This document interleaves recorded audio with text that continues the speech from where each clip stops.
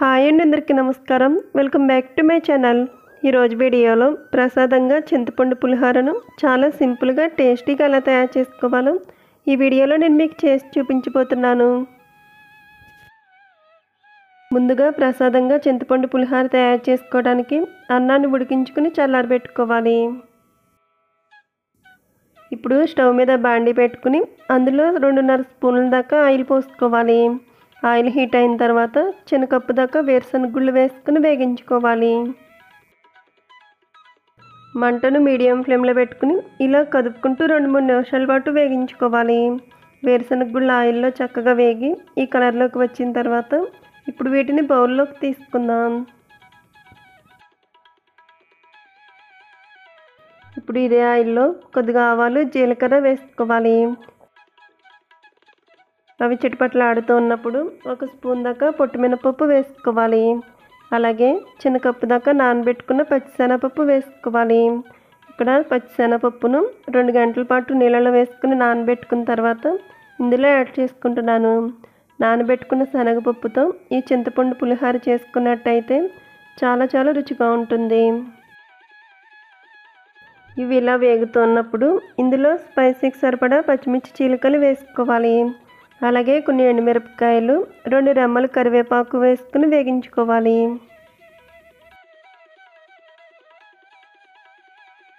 ఇవి ఆయిల్లో బాగా వేగిన తర్వాత ఇప్పుడు ఇందులో కొంచెం ఇంగువ యాడ్ చేసుకోవాలి. అలాగే నానబెట్టి రసం తీసి పెట్టుకున్న చింతపండు రసం పోసుకోవాలి. ఇక్కడ చిన్న నిమ్మకాయ సైజ్ చింతపండును ముందుగా నానబెట్టుకుని రసం తీసుకుని పోసుకుంటున్నాను. పులుపుకి సరిపడా చింతపండు రసం పోసుకున్న తర్వాత ఇందులో రుచికి సరిపడా రాళ్ళ ఉప్పు వేసుకోవాలి. అలాగే కొద్దిగా పసుపు వేసుకోవాలి. ఇప్పుడు ఇందులో 1/2 టీ స్పూన్ దాకా బెల్లం పొడి వేసుకోవాలి. ఈ చింతపండు పులిహోరలో బెల్లం పొడి వేసుకుని చేసుకున్నట్టయితే ఈ పులిహోర చాలా రుచిగా ఉంటుంది. ఇప్పుడు ఇవి అన్నీ కూడా బాగా కలిసేటట్టు కలుపుకుని 5-6 నిమిషాల పాటు మంటను మీడియం ఫ్లేమ్లో పెట్టుకుని ఈ చింతపండు పులిహోర గుజ్జును ఉడికించుకోవాలి. ఇక్కడ చూపిస్తున్న విధంగా చింతపండు పులిహోర గుజ్జు బాగా ఉడికిన తర్వాత ఇప్పుడు స్టవ్ ఆఫ్ చేసుకుని ఇందులో ముందుగా ఉడికించి పెట్టుకున్న అన్నాన్ని వేసుకొని కలుపుకోవాలి.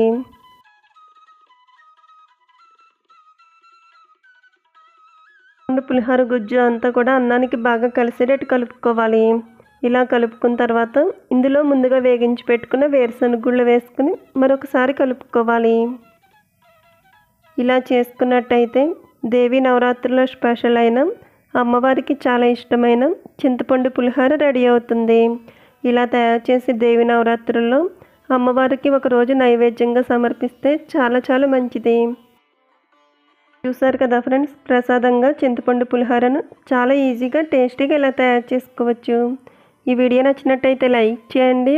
అలాగే మీ ఫ్రెండ్స్ అండ్ రిలేటివ్స్కు షేర్ చేయండి. Thank you for watching video friends.